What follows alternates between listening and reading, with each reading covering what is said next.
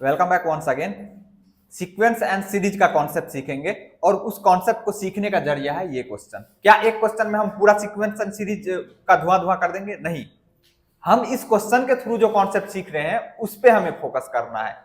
एक क्वेश्चन में मैथ नहीं सीखा जाता है, लेकिन एक एक क्वेश्चन करके जो आप कॉन्सेप्ट सीखते हैं उस क्वेश्चन के थ्रू, अगर उस पे ध्यान देंगे तो एक दिन मैथ आपको बहुत बेहतर सब्जेक्ट लगने लगेगा, हलवा टाइप। ठीक है, तो हम इस क्वेश्चन को नहीं रटेंगे, इसके थ्रू जो हम कॉन्सेप्ट सीख रहे हैं उस पर ध्यान देंगे। क्वेश्चन क्या है वो पढ़ते हैं। Write the first 5 term of the sequence whose nth term is. किसी सीक्वेंस का nth टर्म दिया हुआ है, जनरलाइज टर्म ये दिया हुआ है, इसका फर्स्ट 5 टर्म हमें लिखना है। तो अब कोई कहेगा सीक्वेंस किसे कहते हैं? बिल्कुल पूछना वाजिब है। सीक्वेंस नंबरों का ऐसा समूह होता है जो किसी खास नियम के अधीन लिखा हुआ हो, जो किसी खास पैटर्न को फॉलो करता हो, ठीक है, जिसका जनरलाइज टर्म हम लिख सकते हैं और उस जनरलाइज टर्म के हेल्प से हम कोई भी टर्म निकाल सकते हैं। ठीक है, तो सीक्वेंस क्या होता है? Number, collection of number written according to some definite rule. ठीक, डेफिनेशन याद नहीं करना है, बिल्कुल भी नहीं, हमें क्वेश्चन पे ध्यान देना है। Arithmetic progression sequence and series किस क्लास का है? आपके सिलेबस का अगर पार्ट है तो आपको ये देखना है, चाहे आप बैंकिंग, रेलवे, एसएससी की तैयारी कर रहे हैं या 9, 10, 11, 12 में है या और भी किसी एग्जाम की तैयारी कर रहे हैं, सीक्वेंस एंड सीरीज आपके सब्जेक्ट में है, सिलेबस में है, तो आपको देखना है। समझ में आएगा डंके की चोट पे, इस बात की गारंटी अपुन देता है। नहीं आए तो फिर मेरे को कहना कमेंट सेक्शन में। ठीक है, हर एक स्टेप को हम डिस्कस करेंगे, एकदम हलवा टाइप स्टेप को बना करके हलवा बना देंगे। ठीक है, हमें जनरलाइज टर्म दिया हुआ सीक्वेंस का। सीक्वेंस मतलब क्या? नंबरों का ऐसा समूह जो किसी खास रूल के अधीन लिखा हुआ हो। तो यहाँ जनरल टर्म दिया हुआ है उस सीक्वेंस का, ए एन बराबर n into N square plus 5/4। यहां अगर हमें पहला टर्म लिखना है, फर्स्ट 5 टर्म लिखना है, तो n के जगह पे 1 लिखना है तो पहला टर्म आएगा, n के जगह पे 2 रखेंगे तो दूसरा टर्म आएगा, n के जगह पे 3 रखेंगे तीसरा टर्म। उसी तरीके से 5 टर्म निकालना है। अगर हमें 50वां टर्म निकालना रहता तो n के जगह पे 50 रख देते, यहाँ 50 रखेंगे तो a50 मतलब 50वां टर्म, इधर n के जगह पे 50 रख के सिंप्लीफाई करेंगे। तो आइए हम करते हैं। फर्स्ट टर्म क्या हो जाएगा? तो n के जगह पे 1 रखेंगे तो a1, ये पहला टर्म हुआ। अब इधर भी n के जगह पे 1 रखना पड़ेगा तो यहाँ पे 1। अब देखो एक चीज समझने वाली बात है, ऐसा लिखा हुआ है तो ये n और इसमें क्या है? मल्टीप्लाई का रिलेशन है। ठीक है, तो पहले हम यहाँ पे 1 रखें, अब मल्टीप्लाई का साइन लगा देते हैं और इसको n स्क्वायर है तो n के जगह पे 1 का स्क्वायर 1 ही होगा, पर हम लिख देते हैं। कॉम्पिटिटिव एग्जाम में इतना स्टेप नहीं लिखने का, लेकिन अगर आप सीख रहे हैं या बोर्ड के एग्जाम में लिखेंगे तो लिख दीजिएगा तो मार्क्स अच्छा मिलेगा। कॉम्पिटिटिव एग्जाम में तो हवा में कैलकुलेशन कीजिए और गोला भर के आइए सही सही। अब इसको हम 1 का स्क्वायर 1 ही होगा, स्क्वायर मतलब 2 बार इसे गुना करना है, 1 को 1 से गुना करेंगे 1 ही होगा, फिर 1 में 5 जोड़ेंगे तो 6, तो 1 गुना 6/4। ये 1 ऊपर वाले के साथ गुना में है, 6 में 1 से गुना करेंगे तो 7 हो जाएगा, नहीं होगा, 6 ही होगा, है ना। 1 से किसी भी नंबर में गुना करते हैं तो वही नंबर रहता है ना, 1 से 6 में गुना करेंगे तो 6 ही होगा। अब कट रहा है क्या? ये कट रहा है। कौन कोई ऐसी संख्या है जो ऊपर वाले और नीचे वाले को भी काट दे? हाँ, 2 से 2 दूनी 4, 2 तिया 6, मतलब 3/2। फर्स्ट टर्म निकाल लिया। अब दूसरा टर्म, सेकेंड टर्म, तो n में इस जनरलाइज टर्म में n के जगह पे 2 रखो तो a2 मतलब सेकेंड टर्म।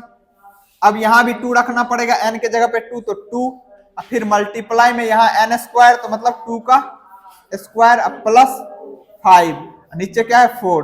ध्यान देना है, ये जो है ना, ये फ्रैक्शन बार जो ये खींचा हुआ इसके बगल में है मल्टीप्लाई में। ठीक, ये ब्रैकेट क्वेश्चन में ये ऐसा ब्रैकेट नहीं दिया था, हमने आपको समझाने के लिए ये किया। ब्रैकेट लगा रहे या नहीं, इसके बीच में कोई साइन नहीं है, फ्रैक्शन बार के बगल में है, तो मतलब ये प्रोडक्ट में है इसके साथ। ठीक है, फिर से सिंप्लीफाई करो, 2 मल्टीप्लाई बाय 2 का स्क्वायर मतलब 2 गुना 2, 2 पे पावर 2 है तो मतलब 2 को 2 बार गुना करना है, तो 2 गुना 2 कितना होता है? 4, जोड़ 5/4। देखो एक चीज, अगर ये 2 इस फ्रैक्शन बार को भी कवर करता ना तो पहले हम 2 के साथ इसको मल्टीप्लाई करते, है ना, लेकिन ये इस फ्रैक्शन बार के बाहर है ना, यहाँ पे देखो बगल में है ना, तो पहले हम इस फ्रैक्शन बार के अंदर जो है उसको सिंप्लीफाई करेंगे। 5 4 9, 9/4। तो यहाँ पे क्या होगा 2 गुना 9/4। अब कट रहा है क्या, ये 2 किसके साथ गुना में है, इसके साथ। तो अगर कोई ऐसा संख्या है जो इसको और इसको या फिर इस दोनों को या इसको और इसको काट रहा हो, मतलब नीचे वाले से इन दोनों में से कोई ऊपर वाला काट रहा है क्या, या कोई ऐसा टेबल है जो नीचे वाले को भी या ऊपर इन दोनों में से किसी को काट दे। हाँ 2 से 2 2 जा 4, आइए 2 1 जा 2। तो अब 9 को 1 से गुना करेंगे 9, नीचे 2 है तो 2। यहाँ पे समझना ज्यादा जरूरी है, देखो एकदम क्लियर करने का। ये क्वेश्चन का क्या औकात है, कुछ भी नहीं है, लेकिन अगर हमने स्टेप नहीं सीखा तो फिर कोई फायदा ही नहीं है, काहे को इस क्वेश्चन को करने का। फिर बड़ी बड़ी बुक है उससे क्वेश्चन लगाओ, अगर मुश्किल ही क्वेश्चन लगाना है तो दिखाना है कि हाँ मुश्किल क्वेश्चन हम कर रहे हैं। यहां से हमने क्या सीखा, देखो एक बात मैं ऐसा लिखता हूं, जैसे इसी क्वेश्चन को ऐसे लिखता हूं 2 गुना 4 प्लस 5/4, ऐसा लिख के दिया है ना, ऐसा लिखा ना। तो इसको सिंप्लीफाई करोगे तो पहले क्या करोगे, पहले मल्टीप्लाई, पहले का करी तब करी भागा, सकल गुना करी जोड़ घटावा, हिंदी में ऐसे पढ़ते हैं। मतलब पहले का काम करते हैं, ऑफ, का को इंग्लिश में ऑफ कहते हैं, ऑफ का मतलब होता है मल्टीप्लाई, लेकिन ऑफ भी दिखे और मल्टीप्लाई भी दिखे, साइन भी दिखे, तो पहले हमें ऑफ का करना है। अगर ऑफ ना हो तो मतलब का नहीं हो तो फिर हम डिवाइड खोजेंगे। डिवाइड है क्या, नहीं, डिवाइड भी नहीं, ऊपर वाले में है क्या डिवाइड, नहीं है, तो फिर हम मल्टीप्लाई खोजेंगे, है क्या, हाँ मल्टीप्लाई है, तो मल्टीप्लाई करेंगे। मल्टीप्लाई भी नहीं रहता तो फिर प्लस खोजते, उसके बाद माइनस, तो मल्टीप्लाई है तो पहले हम इसको मल्टीप्लाई करेंगे। 4 2 जा 8, 8 में 5 जोड़ेंगे तो यहाँ पे लिखेंगे 8 + 5/4। 8 में 5 जोड़ोगे तो कितना आ जाएगा 11, 8 2 10 3 13, 13 आएगा ना। 8 में 5 जोड़ेंगे तो 13/4, कितना आया 13/4। यहां पे हमने सिंप्लीफाई किया तो कितना आया था 9 2 जा 18/4। इसको भी करके बता देता हूं फिर से, 2 गुना 4 + 5/4, ऐसा है ना। तो ये 2 जो है बाहर है, ठीक है। फ्रैक्शन जो हमारा यहाँ पे बन रहा है, पहले इसको सिंप्लीफाई करना पड़ेगा न्यूमरेटर को, क्योंकि यहाँ जो लिखा हुआ है ये होल नंबर पार्ट बगल में है, ठीक। तो इसीलिए हमने ब्रैकेट लगा के सेपरेट। अगर क्वेश्चन में ब्रैकेट नहीं भी लगा हुआ तो हमें दिमाग इतना होना चाहिए, ठीक है ना। तो ये जो है इसके साथ यहाँ पे, अगर वैसे दिक्कत हो रहा है बगल में लिखने में तो यहाँ पे लिख दो, इसके साथ गुना में है 2, ठीक, यहाँ पे नीचे करके यहाँ पे, ठीक है। तो पहले हमें इसको सिंप्लीफाई करना पड़ेगा। कितना आएगा 2, अब 5 में 4 जोड़ेंगे 9, तो यहाँ पे गुना 9/4, कितना आया 9 दूनी 18/4। यहाँ 13/4 आया, यहाँ पे 18/4 आया। क्वेश्चन तो देखने में सेम लग रहा है ना, थोड़ा सा डिफरेंस है, थोड़ा सा डिफरेंस कितना ज्यादा डिफरेंस क्रिएट कर दिया। तो हमें ये समझ में आना चाहिए कि फ्रैक्शन बार का क्या महत्व होता है, ठीक है। तो यहाँ जो 2 है ये इसके साथ मल्टीप्लाई में है, ये हमें ध्यान देना। पहले हमें इसको सॉल्व करना पड़ेगा तब गुना करना पड़ेगा, ठीक है ना। तो कोई दिक्कत नहीं है, ये डिफरेंस समझ में आ गया ना। अब हम तीसरा टर्म निकालेंगे, A2 हमने निकाला, अब हम A3 निकालेंगे। तो n के जगह पे इसमें 3 रख दो तो क्या हो जाएगा 3 इंटू 3 का स्क्वायर प्लस 5/4। फिर से सिंप्लीफाई करो, 3 मल्टीप्लाई में 3 3 जा 9 प्लस 5/4, फिर से 9 5 14/4, 3 गुना 14/4। कट रहा है क्या, हाँ 2 से ये कटेगा, 2 दूनी 4, 2 7 14। 7 को 3 से गुना करेंगे 21, 21/2, तो क्या हो जाएगा 21/2। A3 निकाल लिया, दिख रहा है क्या उसमें, ये वाला पार्ट आ रहा है, ये उंगली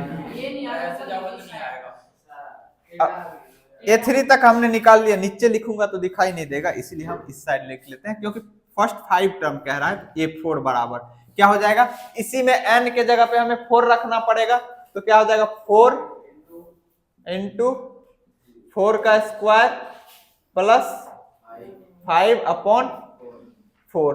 सिंप्लीफाई करोगे तो क्या आ जाएगा 4 इंटू 4 का स्क्वायर मतलब 16 प्लस 5/4 कट दिख रहा है ये। अब देखो फिर से ये 4 किसके साथ मल्टीप्लाई में है, न्यूमरेटर के साथ है। किसके साथ, न्यूमरेटर के साथ है। तो न्यूमरेटर से अगर कोई डिनोमिनेटर कट रहा हो तो हम काटते हैं ना, या कोई ऐसा टेबल हो जो न्यूमरेटर और डिनोमिनेटर को दोनों काट दे तो हम उस टेबल से काटते हैं। तो 4 से ये भी कट रहा है, ये भी 4 1 जा 4 4 1 जा 4। अब यहाँ 1 है, यहाँ 15 4 16 5 21 है ना। कोई कहेगा इसको सिंप्लीफाई क्यों नहीं किया, हाँ कर लेते हैं ना। ये हमने नीचे वाले से बगल वाले को काटा है ना, गुना तो किया। तो यहाँ पे क्या हो जाएगा 1 गुना 21, 16 5 21 बट्टा 1, नीचे 1 लिखो ना लिखो कोई फर्क नहीं पड़ता, तो बराबर 21। ठीक है, A4 था। हाँ बोलो, पूछना है कुछ? और के नीचे में मत लगा मल्टीप्लाई के बगल में और नीचे में मत लगा। अरे तुम्हारी क्लास में क्वेश्चन, वैसे तुम्हारी क्लास का है ना, फिर भी देख लो, क्लास से कोई फर्क नहीं पड़ता। तुम्हें अपना काम करना चाहिए, लेकिन बेसिक कैलकुलेशन है, मैं बता दे रहा हूँ। हम काट किससे रहे हैं, 4 से काट रहे हैं ना, 4 के टेबल से। तो 4 1 जा 4 एक बार में कटा, ये भी 4 1 जा 4 एक बार में कटा। अब इस एक को इसको जोड़ करके तब 1 से गुना करेंगे, तो 16 5 21, 21 को 1 से गुना करो 21 ही होगा। नीचे 1 है डिनोमिनेटर में, अगर 1 के अलावा कुछ रहता तो हम लिखते 1, लिखते नहीं है तो 21 ही होगा। अब A5 निकालना है। A5 बराबर क्या हो जाएगा, यहाँ पे लिख रखा हूँ क्या, A5। तो यहाँ पे n के जगह पे 5 रखा, मतलब पांचवा टर्म, तो यहाँ भी n के जगह पे 5 रखना पड़ेगा। तो कितना हो जाएगा, यहाँ पे मैं लिख दे रहा हूँ 5 इन गुना 5 का स्क्वायर प्लस 5/4। ये 5 क्यों आया, क्योंकि यहाँ पे जनरल टर्म में दिया हुआ ये 5 है ना। अब सिंप्लीफाई करोगे तो 5 मल्टीप्लाई 5 का स्क्वायर 25, 5 का स्क्वायर का मतलब 5 गुना 5, पावर 2 है, 2 बार गुना हम लिखेंगे, प्लस 5/4। सिंप्लीफाई करोगे तो क्या आ जाएगा 5 मल्टीप्लाई 25 में 5 जोड़ोगे 30/4। कट रहा है, कोई ऐसा टेबल है जिससे नीचे वाला भी और ऊपर वाला भी कटे, तो 2 से कटेगा, 2 2 जा 4, यहाँ पे 15 2 1 जा, कोई कहेगा हमें 2 के टेबल में तो 20 तक ही पढ़ते हैं, 30 है यहाँ पे, तो यहाँ पे 30 है तो डिवाइड कर लो, एकदम बेसिक से देख लो, 2 से डिवाइड करो, 2 1 जा 2, बचा 1, 1 पर 0 10, 2 5 जा 10। तो कितने बार में कटा, 15 बार में ना, तो ये 15 लिख दिया।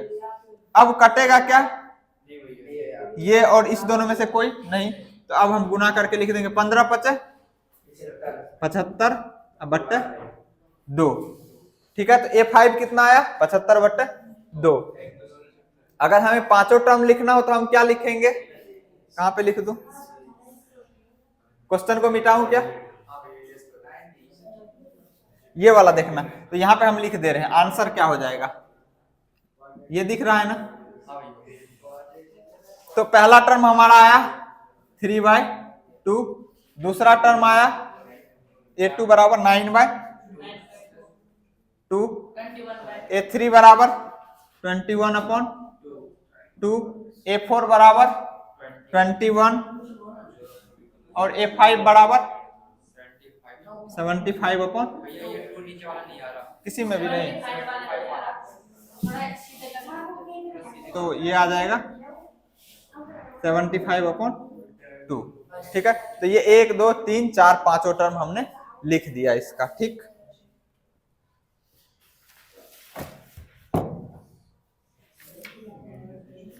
पूरा फटा हुआ है रे, कहाँ है रे इसका, नहीं है इसमें,